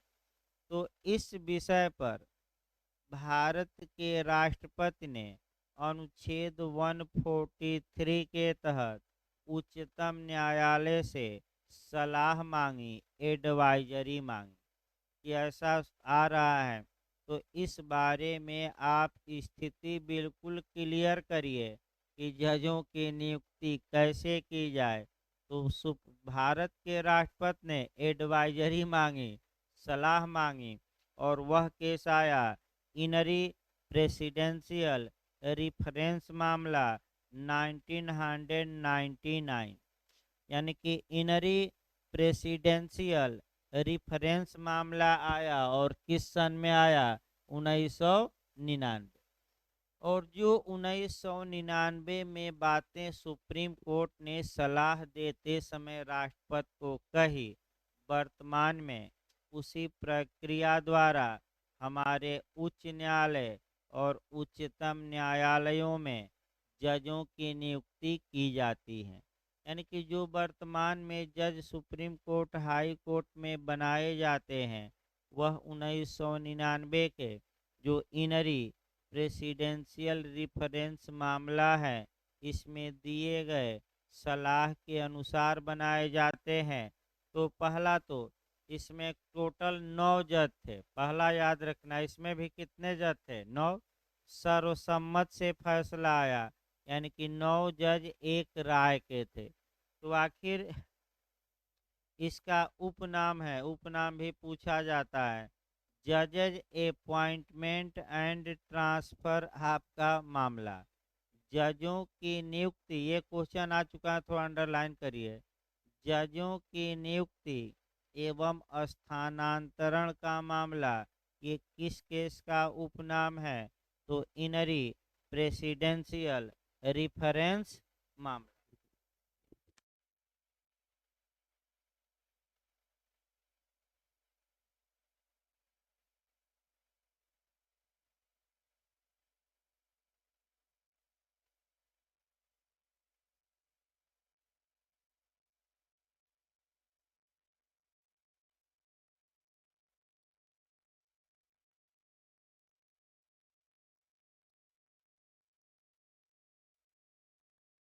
देखिए, आपका इसमें आपका ये उपनाम भी पूछा जाता है, तो फिर दो उपनाम याद रखिए। अगर जजेज ट्रांसफर मामला पूछे, एसपी गुप्ता मारिए, और अपॉइंटमेंट एंड ट्रांसफर दे दे, तो इनरी प्रेसिडेंशियल रिफरेंस मामला। इसमें क्या क्या कहा गया, वही महत्वपूर्ण बातें हैं। 3 बातें याद रखिए। इसमें आपका 3-4 बातें महत्वपूर्ण है। पहली बात यह है कि जो कोलिजियम का दायरा था, बढ़ा दिया गया। जो 1993 में 3 की कोलिजियम बनती थी, अब कोलिजियम का दायरा क्या किया गया? सुप्रीम कोर्ट में बढ़ाया गया। तो अगर सुप्रीम कोर्ट में नियुक्त करना है तो 1+4 की कोलिजियम, हाई कोर्ट में किसी जज को नियुक्त करना है तो 1+2 की कोलिजियम, और एक हाई कोर्ट से दूसरे हाई कोर्ट तक किसी जज का ट्रांसफ़र करना है, तो जो कोलिजियम सुप्रीम कोर्ट में बनेगी वह 1+4 की बनेगी, यानी कि 5 जजों की। ये सभी कोलिजियम या चयन मंडल सुप्रीम कोर्ट में बनता है, और इस कोलिजियम की राय मानने के लिए सुप्रीम कोर्ट बाध्य, माने राष्ट्रपति बाध्य है। बस राष्ट्रपति एक काम कर सकता है कि पुनर्विचार के लिए लौटा सकता है, सुप्रीम कोर्ट को पुनर्विचार के लिए लौटा सकता है। अगर कोलिजियम पुनर्विचार करती है और तत्पश्चात अपना व्यू माने फिर उसी नाम को भेजती हैं, तब राष्ट्रपति आनाकानी नहीं करेंगे।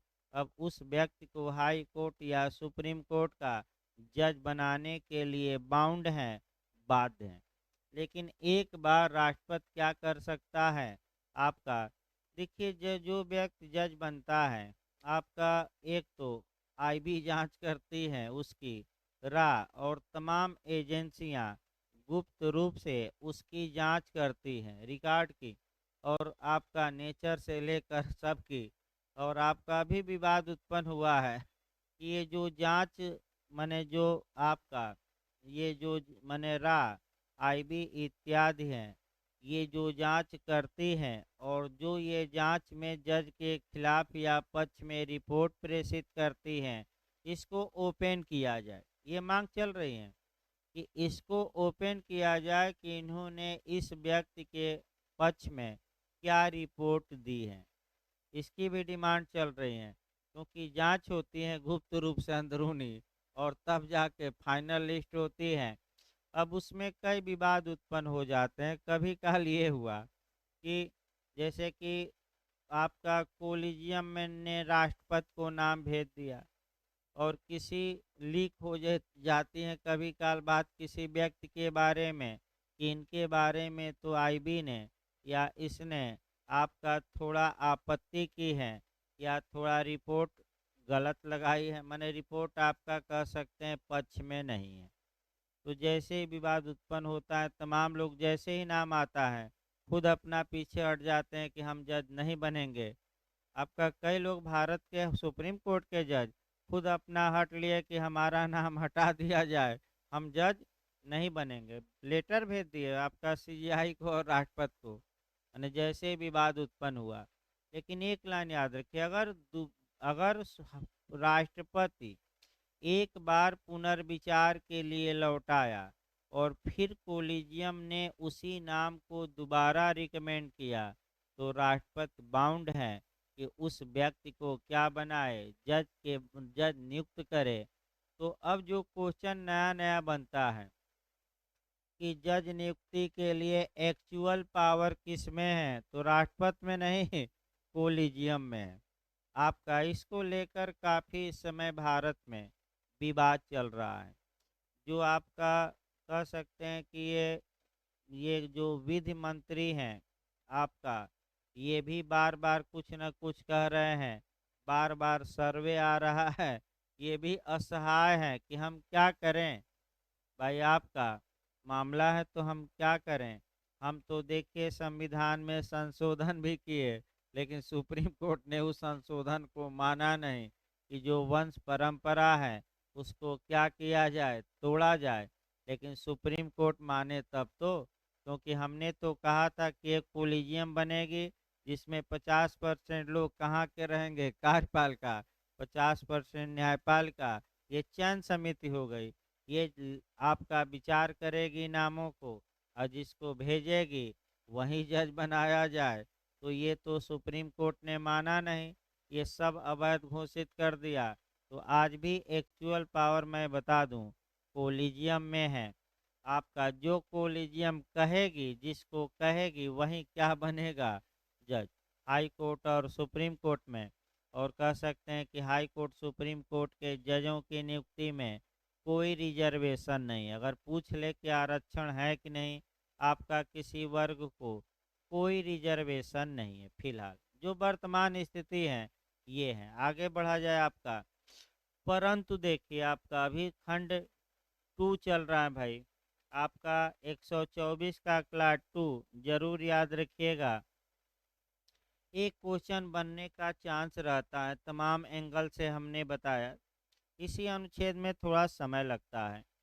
अब आइए प्रोविजो देखिएगा, आपका आर्टिकल 124 का प्रोविजो। ये जो आपका प्रोविजो देखिए कि कोई न्यायाधीश राष्ट्रपति को संबोधित अपने हस्ताक्षर सहित लेख द्वारा अपना पद त्याग सकेगा। तो कौन किसको इस्तीफा देगा, कम से कम दिमाग में बैठाए रहिए, क्योंकि जो वकीलों की सबसे बड़ी परीक्षा होती है, थोड़ा सम्मान से नाम लिया जाता है, बार काउंसिल ऑफ इंडिया क्योंकि सम्मान से नाम लिया जाता है। हाँ, आपका मैंने ऐसे नहीं लिया जाता है, क्योंकि जो पपुआ पास हो जाएगा वह आपका वकालत के लायक बन जाएगा, नहीं तो क्या बन जाएगा, नालायक। तो भाई कोई फेल ना हो, आशा की जाती है कि सभी नकल किए हैं सभी क्या हो जाएंगे। तो हो रहा था कि नहीं नकल आपके सेंटर पर, चलिए ठीक है कम से कम अभियुक्त अपना अपराध क्या किया, स्वीकार किया, नकल हो रहा था। अरुण भाई आपके सेंटर पर आप नहीं किए, चलिए ठीक है भाई। चलिए आगे देखिए भाई देखिए किसको कौन इस्तीफा सौंपेगा, तो लिस्ट याद करके जाइएगा। बार काउंसिल में पूछा गया था। देखिए, आपका सुप्रीम कोर्ट का या हाई कोर्ट का जज सौंपता है इस्तीफा तो राष्ट्रपति को सौंपेगा, पहला नियम। राष्ट्रपति सौंपता है तो उपराष्ट्रपति को, और उपराष्ट्रपति इसकी तत्काल सूचना लोकसभा के अध्यक्ष को देंगे, और उपराष्ट्रपति सौंपेगा तो राष्ट्रपति को, राज्यपाल सौंपेंगे तो राष्ट्रपति को सौंपेंगे, मुख्यमंत्री सौंपेगा तो राज्यपाल को, आप पीएम सौंपेंगे तो राष्ट्रपति को। कम से कम 4-5 नियम याद रखिएगा। कम से कम आपका 4, हाँ। न्याय के अंतर्राष्ट्रीय न्यायालय में भी याद रखिएगा, कोई व्यक्ति इस्तीफा देता है तो अध्यक्ष को देगा, और अध्यक्ष इसकी सूचना किसको, महासचिव को, भाई याद रखिए।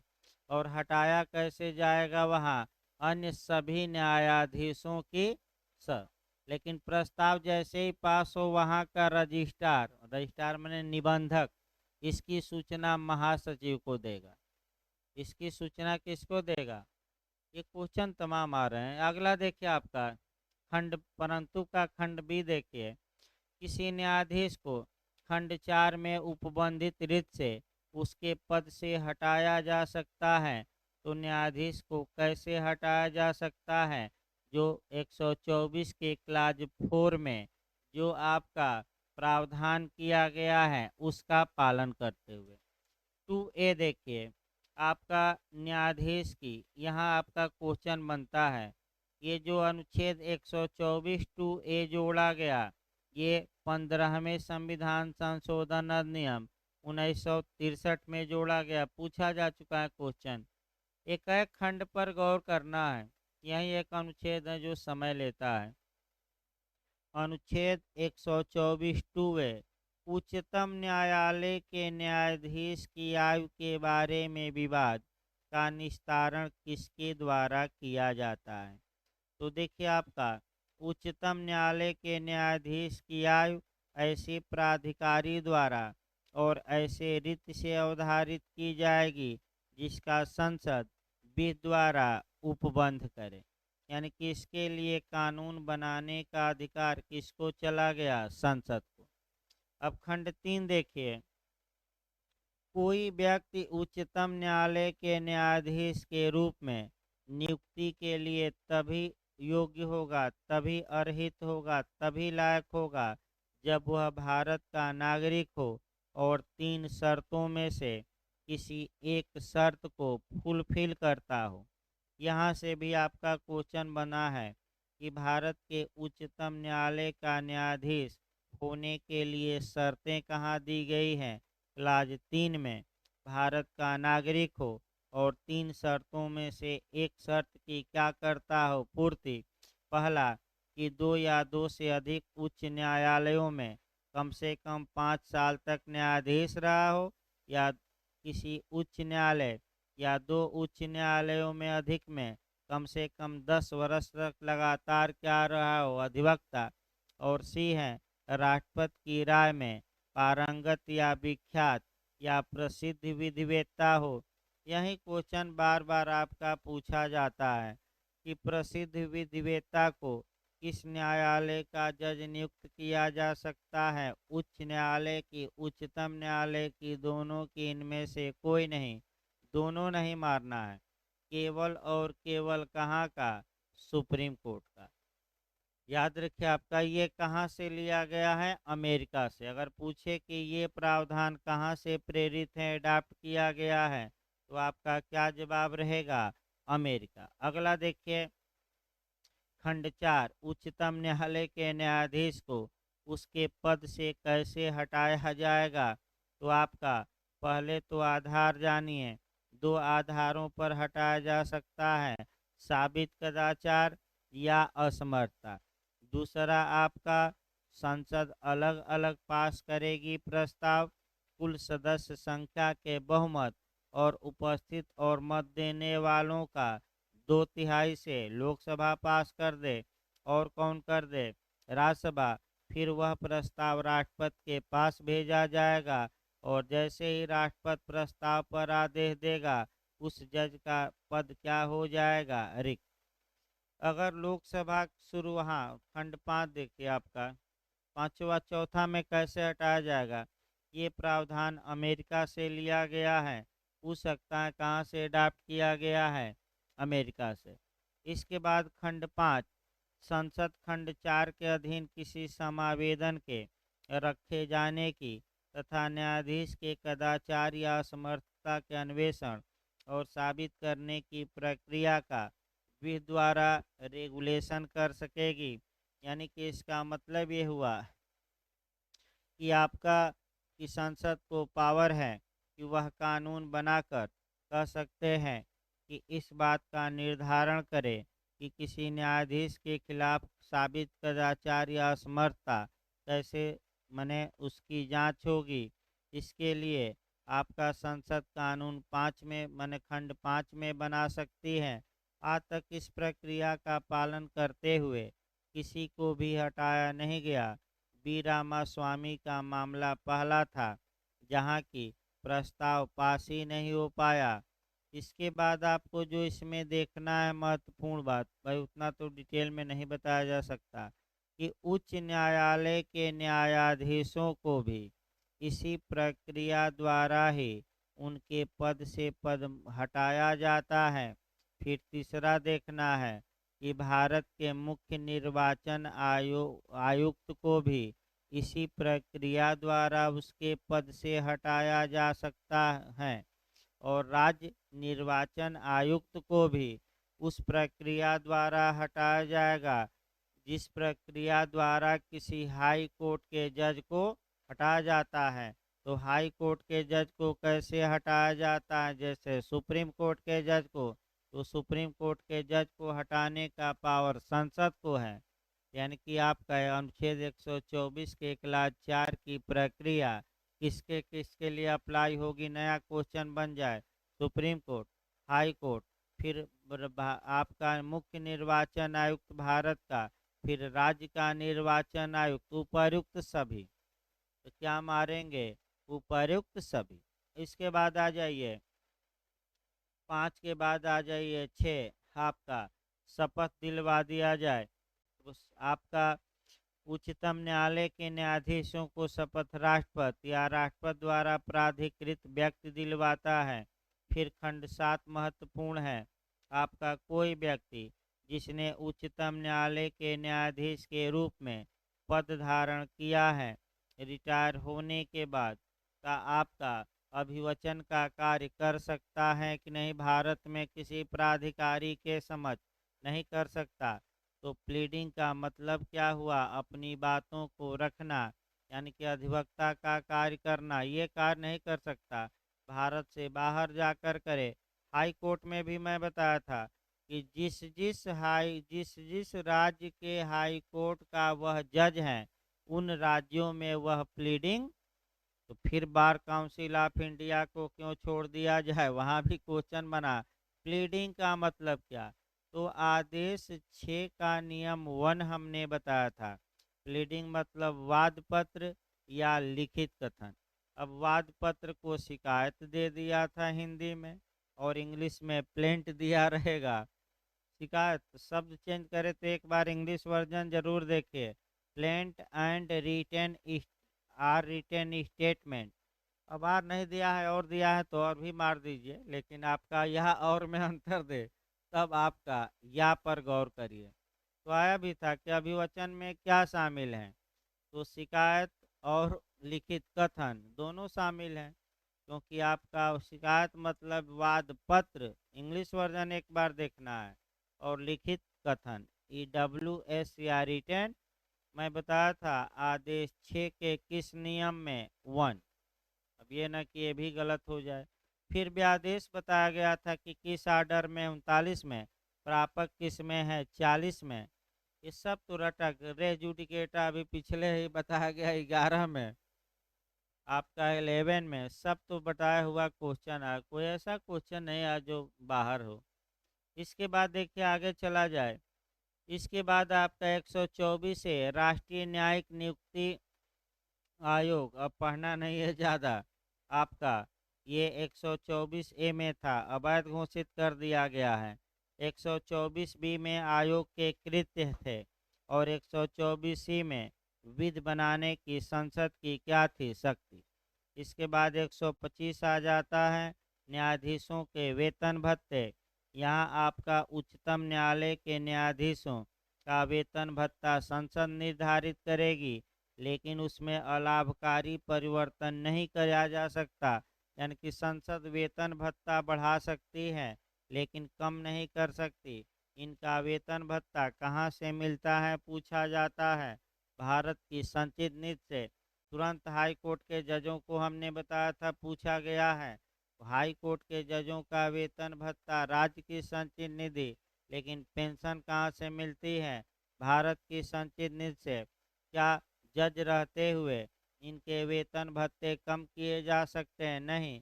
एक बस अपवाद है कि जब वित्तीय आपात लागू हो, 360 वाला अनुच्छेद 360 वाला, तब कम किया जा सकता है। कितनी बार वित्तीय आपात लागू किया गया है?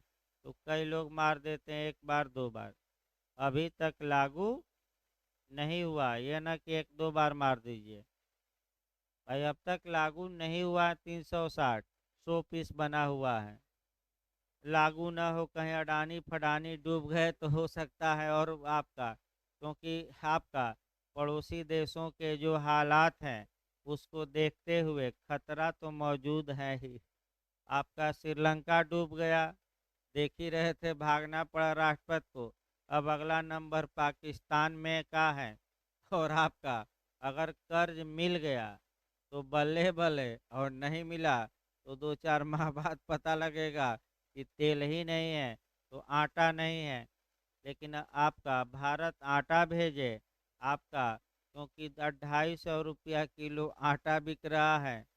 आपका पाकिस्तान में लोग भूखे मरने के कगार पर आ गए हैं, तो लोग कह रहे हैं कि भारत में ही अच्छा है, पाकिस्तान से कम कीमतें तो कम है। 150 रुपया 200 रुपया लीटर आपका पेट्रोल हो गया है। यहाँ आपका बढ़ जाए 10 रुपया तो देखिए आपका क्या हंगामा मचता है। वैसे भारत में भी कीमतें बढ़ रही हैं, आप हर एक चीज़ देखिए, गौर करिए, धीरे धीरे स्वीट पॉइजन जो होता है, तमाम कीमतें बढ़ी। अब ये विपक्षी दलों का कर्तव्य है कि जो कीमतें बढ़ रही हैं उनका आपका गंभीरता से और कड़ा विरोध करें। तो विरोधी पस्त हैं, तो जब विरोधी पस्त हो जाएंगे तो सरकार अपने कार्य में मस्त रहेगी, किसी की नहीं सुनेगी। इसीलिए अब विरोधी इसीलिए रहते हैं, आपका विपक्ष इसीलिए रहता है, पूछा जाता है कि वो सरकार के मनमाने कार्यों पर क्या करे कंट्रोल। जैसे ही विपक्ष सुस्त पड़ेगा या जैसे ही आप बंटवारा विपक्ष का हो जाएगा तो सरकार हर एक जगह मनमानी पर उतर आती है। तो भारत में भी ये चाहिए कि विपक्ष इसका क्या करे। जैसे भाजपा थी, जैसे ही कांग्रेस आपका 12 सिलेंडर इत्यादि की, तो तुरंत सुषमा स्वराज तमाम आपका सिलेंडर हाथ में और सिर पर लेकर क्या की, रिक्शा पर पूरा आंदोलन की थी। तो अब तो भाई अब पक्ष में आ गए तो क्यों करेंगे। अब पप्पू पास हो गया तो क्या बार काउंसिल ऑफ इंडिया के एग्जाम को कहेगा कि रद्द करिए, नकल हुई है। अभी चलिए आगे देखिए, वो तो अलग बात है। लेकिन आपका एक मामले में कम किया जा सकता है, कब, जब भारत में वित्तीय आपात हो। वो भी ऐसे कम नहीं होगा, राष्ट्रपति आदेश देंगे तब वेतन भत्ता पेंशन कम होगी, अन्यथा आपका वेतन भत्ता। इसके बाद 126 कार्यकारी मुख्य न्यायमूर्ति की नियुक्ति। तो जब मुख्य न्यायमूर्ति अनुपस्थित हैं तो राष्ट्रपति उच्चतम न्यायालय में से एक जज को आपका कार्यकारी, यानी कि आपका एक्टिंग चीफ जस्टिस बना देगा। कब तक? जब तक कि आपका कह सकते हैं कि माने जो मुख्य न्यायमूर्ति हैं आ न जाए। इसके बाद 127 ज़्यादा पूछा जाता है, एडहॉक जज या तदर्थ न्यायाधीशों की नियुक्ति। कई बार क्वेश्चन आया है। पहला क्वेश्चन याद रखिए, एडहॉक जज या तदर्थ न्यायाधीशों की नियुक्ति कहाँ की जाती है? उच्चतम न्यायालय, उच्च न्यायालय, दोनों, इनमें से कोई नहीं। तो केवल और केवल सुप्रीम कोर्ट मार कर आइए। आर्टिकल पूछे तो कौन सा? 127। अब ये पूछा जाता है कि आपका जो तदर्थ न्यायाधीश है उसे किसे बनाया जाता है। तो आपका ऐसी कंडीशन में आपका कह सकते हैं कि किसको बनाया जाता है। तो देखिए बेरेट की भाषा एक बार, क्योंकि यहाँ एक दो अनुच्छेद आपका कोरिलेट करना है। यदि किसी समय उच्चतम न्यायालय के सत्र को आयोजित करने या चालू रखने के लिए उस न्यायालय के न्यायाधीशों की गणपूर्ति प्राप्त न हो। अब पहला इसमें आया कि कोरम प्राप्त न हो, यानी कि अगर सुप्रीम कोर्ट में जजों का कोरम पूरा न हो रहा हो, तो पहला क्वेश्चन तो कोरम पर ही पूछा जाता है, गणपूर्ति पर, कि कम से कम कितने जज रहेंगे तो सुप्रीम कोर्ट कार्य करेगा। इसके लिए कहीं कोई उल्लेख सामान्यतः नहीं है, लेकिन आर्टिकल 145 में दो ऐसी कंडीशन जरूर है जहां की कम से कम 5 जजों का होना आवश्यक। एक जब भारत का राष्ट्रपति सलाह मांगे, और दूसरा जब संविधान की क्या करनी हो, व्याख्या, इंटरप्रिटेशन या निर्वचन। तो पूछा गया था कम से कम कितने जज ऐसे मामलों में, 5, और कहीं उल्लेख नहीं है। तो जब जजों की संख्या सुप्रीम कोर्ट में कम हो, तो हाई कोर्ट के ऐसे जजों को जो सुप्रीम कोर्ट में जज बनने के लायक हो, लायक मतलब योग्य हो, आपका हाई कोर्ट से कुछ समय के लिए क्या किया जाता है, बुला लिया जाता है। समय का उल्लेख नहीं है, याद रखिए, एडहॉक जज कितने दिनों के लिए, समय का उल्लेख नहीं है। और यही पूछा, ये 2 साल 4 साल ना मार दीजिएगा, यहाँ एक ढाक जज कितने समय के लिए, कोई समय का उल्लेख नहीं है। किसको बुलाया जाता है, हाई कोर्ट के जज को। किस जज, हाई कोर्ट के जज को जो सुप्रीम कोर्ट का जज बनने की क्या रखता है, योग्यता। अब आपका कह सकते हैं कि ऐसी दशा में आपका जो सुप्रीम कोर्ट का मुख्य न्यायाधीश है, वह आपका रिकमेंड करता है कि उनको बुला लिया जाए। इन्हीं को तदर्थ न्यायाधीश कहते हैं। अब 128 आ जाइए। उच्चतम न्यायालय की बैठकों में सेवानिवृत्त न्यायाधीशों की उपस्थिति, एक लाइन बस याद रखिए। इसके बाद 129 पूछा जाता है, उच्चतम न्यायालय का अभिलेख न्यायालय होगा होना। यहाँ से आपका क्वेश्चन बनता है कि supreme court court of record होगा। मैं हाई कोर्ट में भी बताया था कि हाई कोर्ट भी कोर्ट ऑफ रिकॉर्ड होगा 215, और supreme court court of record होगा 129। कोर्ट ऑफ रिकॉर्ड की विशेषता पूछी गई है, दो विशेषता है। उसके निर्णय लिखित में होंगे आपका, और पूर्व निर्णय का काम करेंगे। और दूसरा, वह न्यायालय अपने अवमान के लिए दंड देने की क्या रखती है, क्षमता। तो सुप्रीम कोर्ट अपने अवमान के लिए दंड दे सकता है कि अपने अधीनस्थों के भी, दोनों के। केस याद रखिए, दिल्ली न्यायिक सेवा संघ बनाम गुजरात राज्य। इसमें एक और क्वेश्चन बनता है कि न्यायाधीशों की गिरफ्तारी के बारे में डायरेक्शन किस केस में दिया गया, तो दिल्ली न्यायिक सेवा संघ बनाम गुजरात राज्य। कि जज को जब गिरफ्तार किया जाए तो कुछ नियमों का क्या किया जाए, ऐसे नहीं गिरफ्तार कर सकते। जैसे कि आपका एक एडीजे साहब थे, आप यूपी में भी आया था, कि बुलडोजर के आगे जाकर आपका क्या हो गए, बैठ गए। अब यह है कि पुलिस गिरफ्तार भी नहीं कर सकती थी, रात भर मान मनोवल करती रही, क्योंकि गिरफ्तार करने से पहले हाई कोर्ट की परमिशन लेनी पड़ेगी। और पुलिस या डीएम एडीएम गिरफ्तार कर नहीं सकते, क्योंकि जब तक परमिशन नहीं लेंगे तब तक गिरफ्तार। वो अलग बात है कि सरकार ने हाई कोर्ट को रिपोर्ट भेजी, और आचरण, मैंने जज के आचरण के विपरीत हाई कोर्ट ने मानते हुए उनको सस्पेंड कर दिया, लेकिन बुलडोजर रुकवा ही दिए। आप कहाँ लेट गए थे वहीं कि हम रास्ता नहीं बनने देंगे, ये हमारा खेत है। तो अभी आपका भूमि अधिग्रहण भी बताया गया, वो तो अलग बात है। इसके बाद आपका 130 आ जाइए, उच्चतम न्यायालय का स्थान आपका। तो उच्चतम न्यायालय का स्थान आपका कहाँ होगा, दिल्ली में होगा, मुख्य स्थान। हेड कहाँ होगा, कहाँ उच्चतम न्यायालय कार्य करता है, दिल्ली में। लेकिन भारत का मुख्य न्यायमूर्ति राष्ट्रपति के अनुमोदन से समय समय पर अन्य स्थानों पर बैठ सकता है। देखिए चर्चा ये चल रही है कि सुप्रीम कोर्ट इसकी पीठ बनाई जाए। आपका जो अन्य जगहों पर भी, ताकि दूर से लोग आते हैं उनको सुविधा हो। ये विचार आता रहता है। अब जहाँ जहाँ जिसका मुख्यालय है या मुख्य स्थान है, वहाँ वहाँ याद करना है। तो यूएनओ का मुख्य स्थान न्यूयॉर्क हो गया। अब तीन न्यायालय पहले गौर करिए, एक क्वेश्चन बनता है। अगर आपका लीग ऑफ नेशन यानी कि राष्ट्र संघ 1920 में बना था, उसके तहत जो अंतर्राष्ट्रीय न्यायालय गठित हुआ था, तो अंतर्राष्ट्रीय न्यायालय का मुख्यालय पूछे तो हेग ही मारिए।